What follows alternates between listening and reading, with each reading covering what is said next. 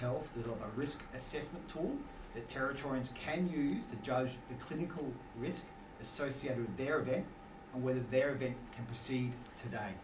That tool will be accessed on the Secure NT website later today. It includes a quick and simple process for assessing an event so that these events can be planned with confidence. There will also be a hotline that people can use. We'll make that available on the website later today for people to be able to register their event and get that comfort about whether it's okay. Later today, we'll release an update on the status of events run by government that are on the horizon, whether they are going ahead, cancelled, postponed, or amended. While we do have the power we need to enforce these requirements, I do not want to have to use those powers. I don't expect we'll have to use those powers. I have confidence in the goodwill and good character of Territorians. You will do the right thing, you will look out for each other, and you will look after each other. I said before that we are ahead of the game and we intend to stay that way. For the public service, we are stopping interstate work travel, barring exceptional circumstances, and reducing work travel within the Territory to essential travel only. Today, we are saying that all non-essential travel to remote communities needs to stop. Travel to a remote community must be for an essential service or for the supply and maintenance of essential goods and services. This decision will be enforced in partnership with the land councils under the Aboriginal Land Act. I want to send a clear message to our fellow Territorians living in remote communities. We are not leaving you alone. Everything you need to be healthy and safe, you will have. The people that you need to be there will be there. But the health advice to us is also clear. You are safest in your home communities. To protect you, we are keeping non-essential people away from you. If you don't need to travel out of your community, then don't. Just like the rest of us, you are safer in your home community. I've also directed senior officials to consider further protocols for remote community access.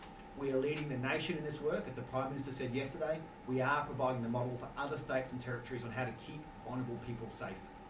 Finally, I've also directed that a task force be set up to advise on these issues, which will include the Aboriginal Medical Services, the Aboriginal people organisations and land councils. The more we work together, the better prepared we will be and the safer we will all be. We know this is a health crisis, but that's not where it ends. The fact is our economy is going to take a hit from this. We can't stop the hit, but we can make sure that we're still standing at the end.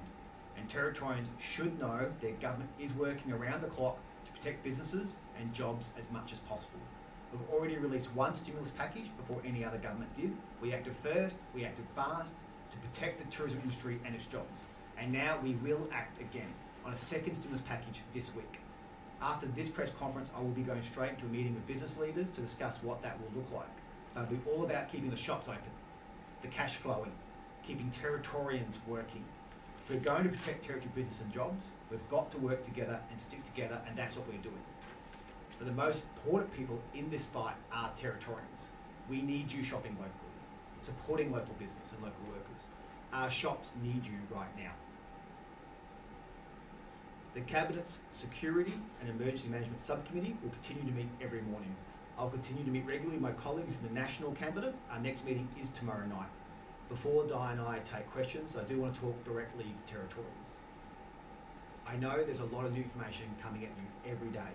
It can be confusing and concerning. There will be disruptions, there will be distractions, sometimes it will be a pain in the ass, but Territorians in tough times always stick together. Wash your hands, keep your distance, but most importantly, keep smiling and keep carrying on. That is the Territory way. We are in this together, we'll get through this together, and we'll come out the other side stronger. Thank you. Questions? Why is it unlikely that the markets won't be included in the future? I'll talk that a little bit and I'll pass to Di. So in conversations with the Chief Health Officer and the Chief Medical Officer, so this is both at a local level and discussing it at that National Cabinet level, it's about non-essential meetings of over 500. That's a simple way of discussing it, but really it's about whether you're static or not and how long you're in close contact with people. So similar to the same reason why a train station is okay, the movement of people through it, markets involve a lot of movement of people. So I might just get Di to expand on that, but we are saying to people who run markets, you've not got a carve out, schools get a carve out, you need to call the number, you need to go through the risk-based decision-making matrix to work out whether you're okay or not. And parts of markets, so use Middle Beach as an example, the beach and the grass area would not be okay around that close contact discussion, but I'll pass to Di to discuss further. So what we're asking Territorians to do is to be very sensible and pragmatic about in implementing the social distancing that we're asking you to do. So the markets are okay, but we don't want you queuing closely for hours to get your favourite laksa. So please, keep those queues to a minimum, separate yourself out from other people, and if you're not well, don't go to markets and public places.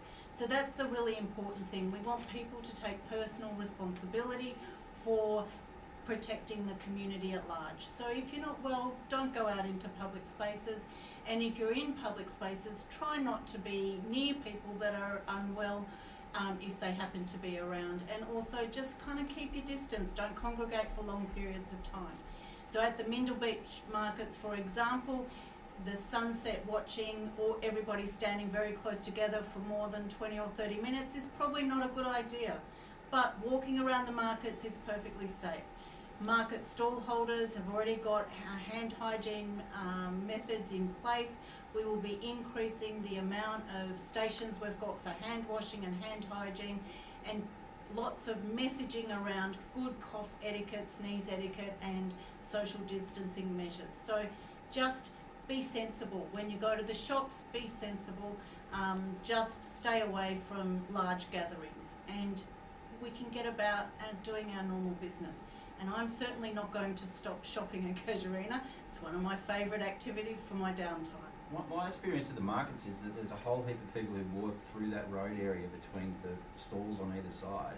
Isn't there a serious risk that there could be transmission passed on as people walk past each other in that really crowded space? So what we know about transmission is that if you are static next to somebody for more than 15 minutes, you are classified as a close contact of someone who becomes unwell. That is the kind of measure that we're using.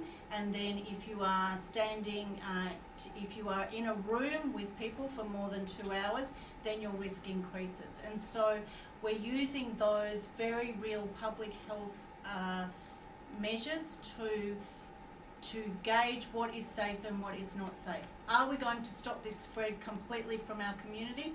No. What we are doing is we are slowing the spread so that our health system can deal with the demand that this virus is going to put on it over the next few months. And we are making sure that those people who are going to get very unwell from this virus get the very best health care that we can possibly provide in Australia. We are working as a community to manage this virus and to make sure that our most vulnerable people are not infected. So if you're elderly, don't go to those places where there might be risk. If you're unwell with chronic disease, don't go to those places. Use common sense. Otherwise, just go about your normal business with that lens of being careful in everything that we do. Don't shake hands, don't hug people. This is really sad. I'm a hugger. I like to hug my friends when I see them. And it takes quite a lot to step away from those social things that we do. There's normal social actions. But we all have to kind of change our way of thinking over the next 6 months and just get through this together, and we'll see it out the other end, and I'll start hugging everyone again. How is the self-isolation being enforced or policed? I mean, under non-territory laws, what is the punishment if someone doesn't do the right thing? So, while we have got powers of enforcement, we're not expecting to have to use them.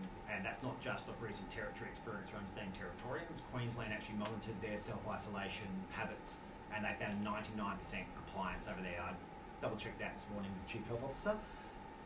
If you don't comply, then it can be up to 6 months. But, I trust Territorians not to have to make us use the police.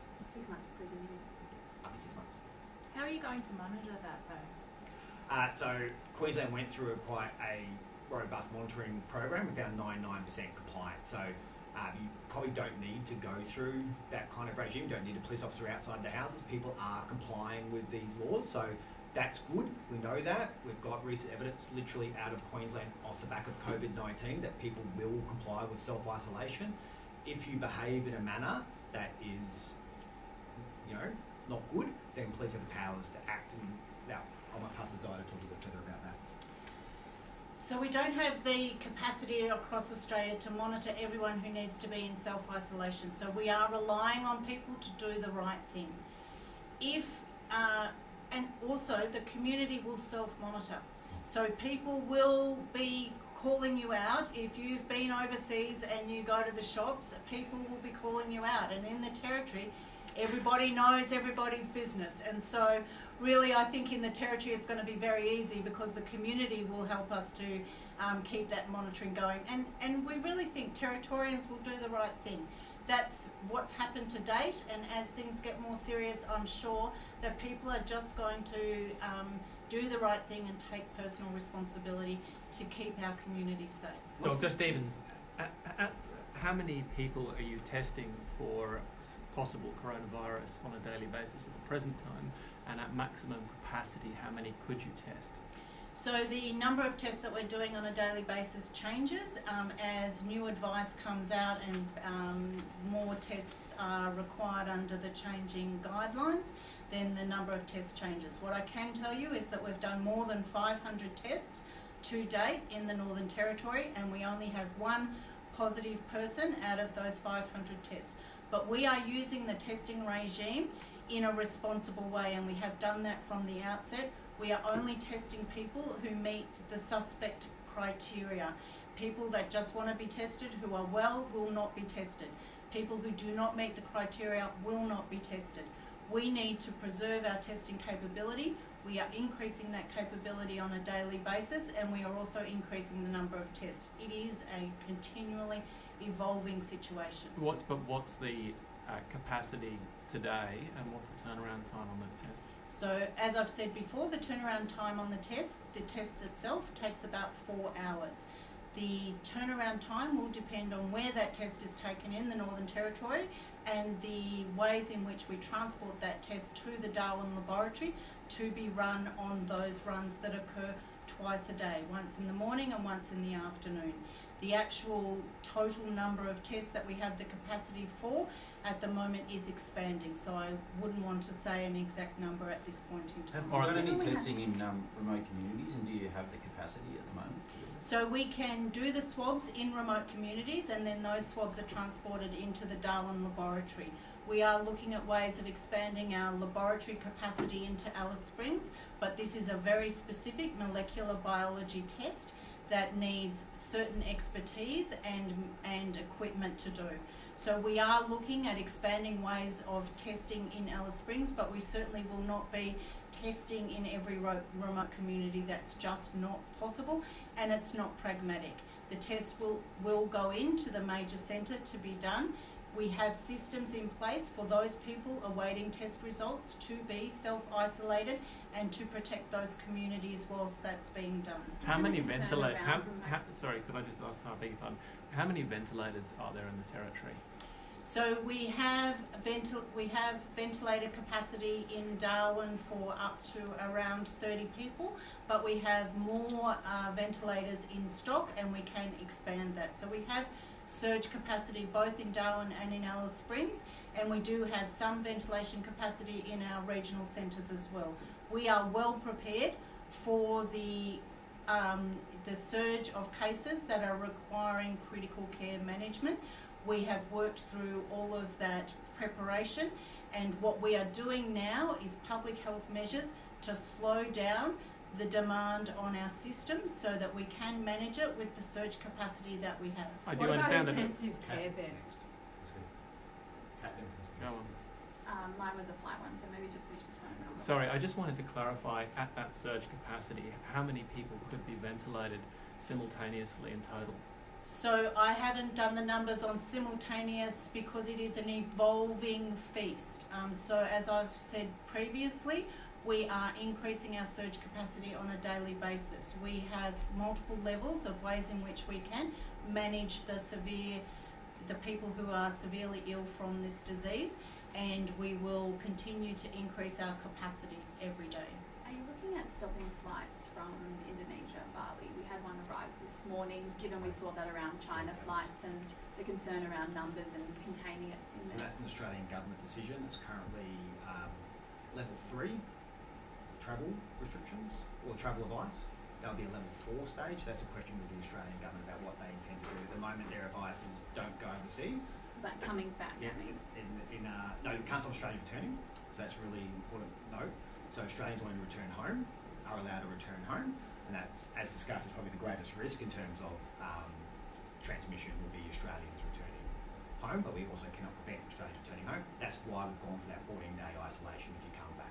So that's one reason why further, at this stage, I don't talk to the Prime Minister, at this stage further travel restrictions haven't been considered because it's probably that Australian contingent coming back that's the biggest concern, and we can't stop that. AMSAN's called for FIFO health workers going to remote communities to be screened as a matter of course. Is that something that's going to be implemented? So we have a protocol around 14 days overseas. I'll pass the die around the rest. So the territory remote communities rely on fly-in, fly-out services for essential services, so in both the health space and in the emergency services space. We will not be stopping those people from going into communities. If they have been overseas, they will self-isolate for 14 days and will not be allowed to go to remote communities. So there'll be no additional screening measures for There those? are no ways in which we can determine whether somebody will develop COVID-19 in that 14-day quarantine period. So you may test negative today if you're asymptomatic and then go out to the community and develop the disease in the next 2 or 3 days. So there is no, that is why we do not test people who are not unwell. We put them into self-isolation and self-quarantine, and we watch for 14 days to see whether or not they become unwell. If they become unwell, we then test to see whether that is COVID-19 or not. There is no point in testing people who are not unwell, and so that would be a false sense of security, and those people could potentially spread the virus in the community. So we are not testing people who are not unwell.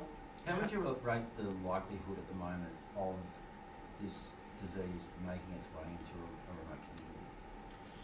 So at the moment, we're putting in a whole lot of measures to reduce the risk of this disease getting into the remote communities. I don't want to play the numbers game. We are just doing everything we possibly can. And communities themselves are putting in place their own protocols around protecting themselves.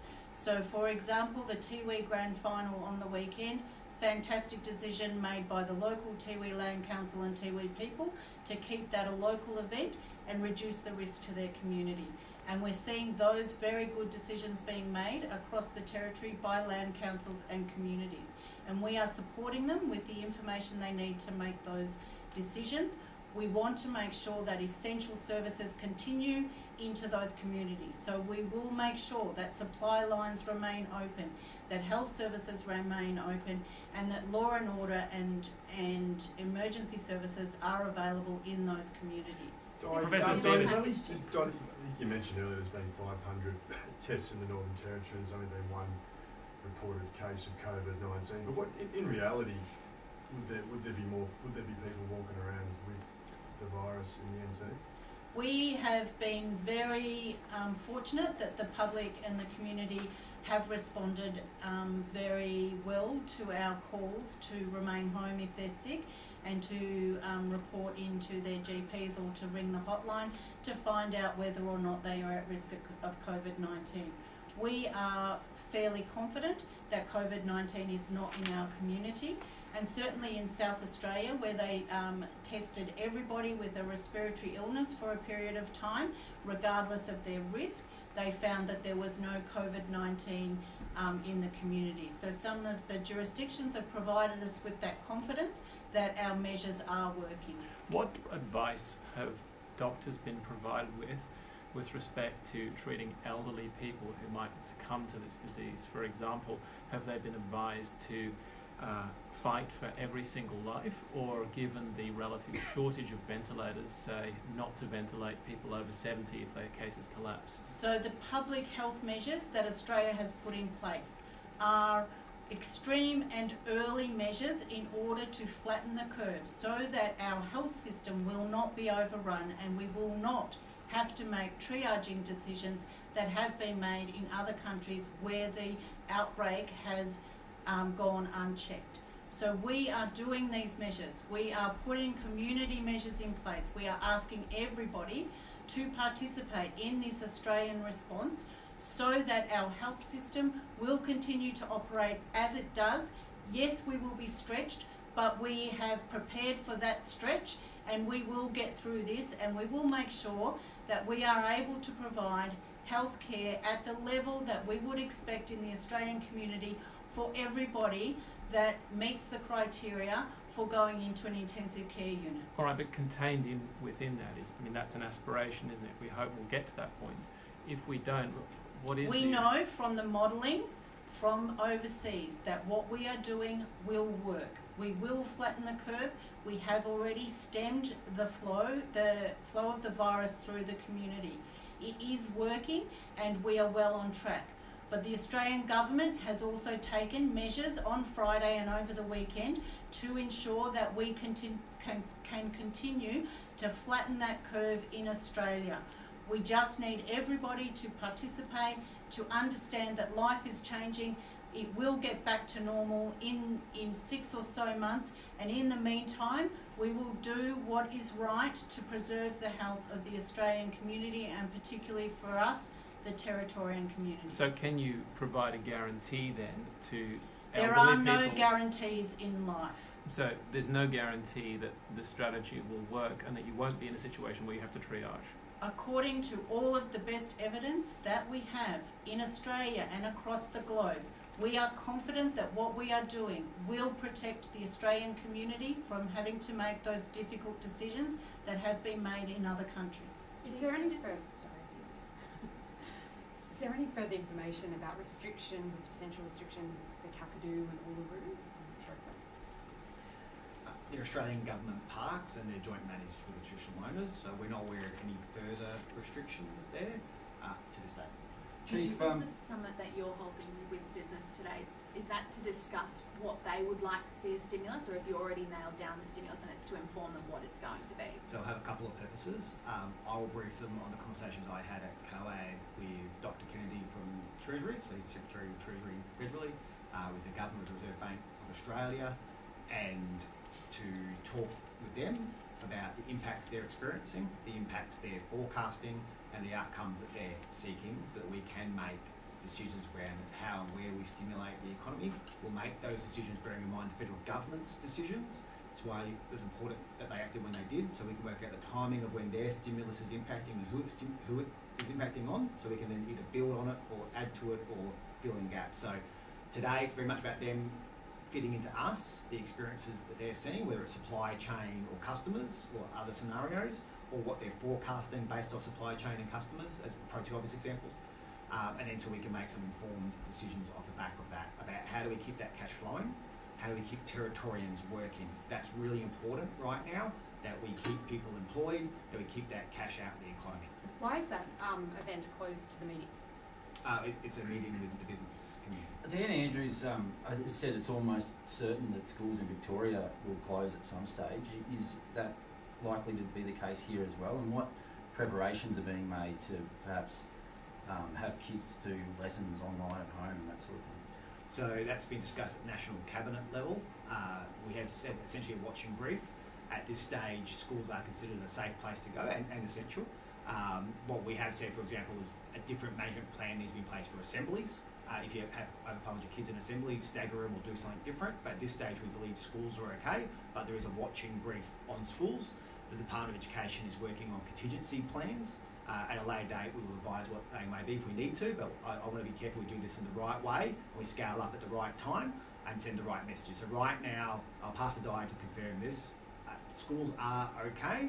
Schools are making practice changes within their schools, say around assemblies, to manage things as well, but schools are okay. But I was just going to say, do you share the view of the Victorian Premier that it is likely that those schools will I think close? rather than speculating, I'd rather say it's a watching brief and we'll make those decisions. So there is essentially a protocol in place right now that we haven't had to do here, I think, but Victoria and New South Wales have done. But I just want Di to touch on why schools are okay and how we're making that, what the current decision is.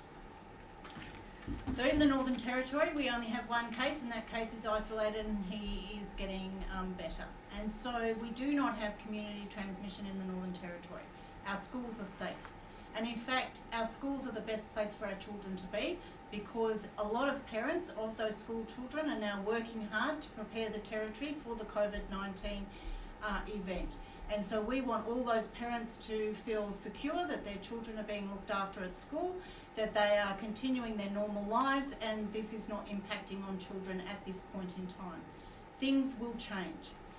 We're hoping to get to the school holiday period break without having to have any impact on school attendance, and that's our aim at this point.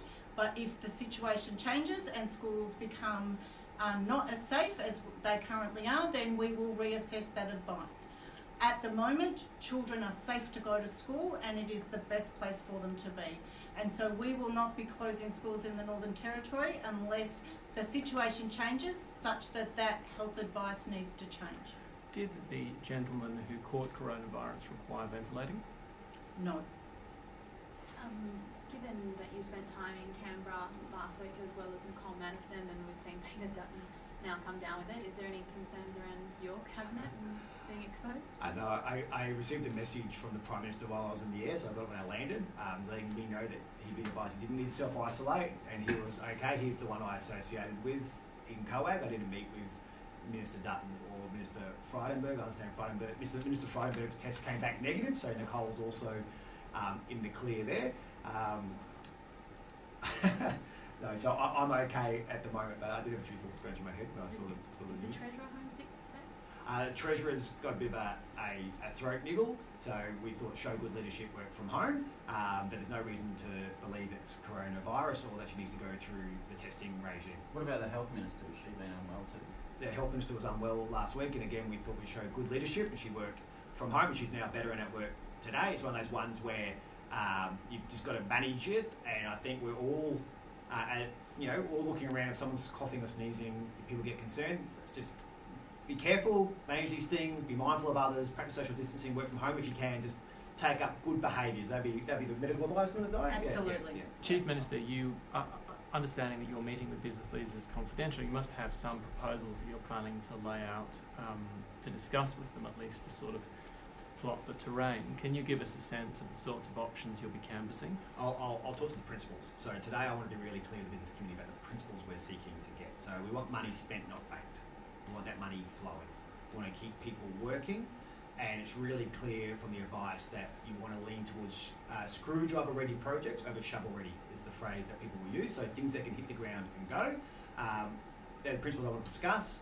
I still want to give the business community a chance to feed in, so I'm not going in there as a fait accompli. This meeting matters. I want to hear what they've got to say. I want to hear the ideas they bring forward. They may have supply chain issues or other issues that need to be considered for our decision making, and that will happen at that meeting. Is there a set amount of stimulus on the table from the federal government? So the advice from the federal government, Yes. the federal government's got 18 billion out there. We're talking about the territories measures. Are you drawing on federal funds? Is it coming from territory No, governments? this as will well, need to or- be, so what we're discussing today is territory government decisions and what the territory government will be doing from our budget. from our budget. So it'd be fair to say the advice very clearly from the Secretary of Treasury federally and from the Governor of the Reserve Bank of Australia was go hard, go early, try, same as we're doing with the health side of this, flatten the curve and reduce that impact on Territorians, territory businesses, territory workers. We have to do that. If we don't do that, then, a bit like on the health scenario, you'll have a deeper, sharper impact that will last longer. So we've got to avoid that. So we will go hard, timely, targeted and temporary response to the coronavirus. That's what we need to do. We're having a chat with business today about some of the things that they're experiencing, so we can make sure we take all that into account and the outcomes that they're looking for. But that will be the approach that we will take. Given that all of this has got to be funded through borrowing, how much further into debt do you think it's reasonable to go to tackle this problem? So that's a decision we will be making. But let's be really clear. This virus, coronavirus, will whack both the revenue and the expenditure side of the budget. That's just going to happen. But the advice from the Reserve Bank Governor and from the Secretary of Treasury is that now is the time to act. You cannot wait. You've got to hit. Unfortunately, this is a message to every state and territory. The federal government's already done it. You have to hit the books and you have to make it count right now. Now's the time to act. We will get it done. Last one. Given we've been avoiding person-to-person transmission in the community, and delay that, is it likely that we will see that more cases here later than the other states? Like we could see a peak a lot later down the track rather than be on the same time frame as everyone else? I think we're going for the model where we're flattening the curve, so hopefully we never see a peak. Sorry, apologies, that's not what you're going for in your question, but we are trying to flatten the curve and avoid that peak. The fact we've had no community transmission here in the Territory is a good thing. We are looking at the national decisions that we've made, that we're implementing here in the Territory, because other states are starting to see community transmission trend towards the same rates as imported transmission. So we got ahead of that curve. That's why we were active when we acted. That puts the Territory again in front of everywhere else, because we do not have community transmission yet. So the longer we maintain this, the less impact there will be from a health sense, the less impact there will be from an economic sense. So that's why we're making the decision we're making. Do you just want to add to that last question, Di? Yeah, so it's really important that we buy as much time as we possibly can to prepare, to buy extra equipment, to get those supply chains flowing from those countries that are recovering from the coronavirus. And so there is a whole lot of reasons why we want to delay the outbreak situation in the Northern Territory as long as possible and across Australia. So these methods, eventually we will have coronavirus in our community, and we will recover from it, and we will develop herd immunity, and we will go on with our lives, and it will just become another disease in the background. But at the moment, what we need to do is flatten that curve out so our health system can manage it when it does happen. All right, thank you everybody.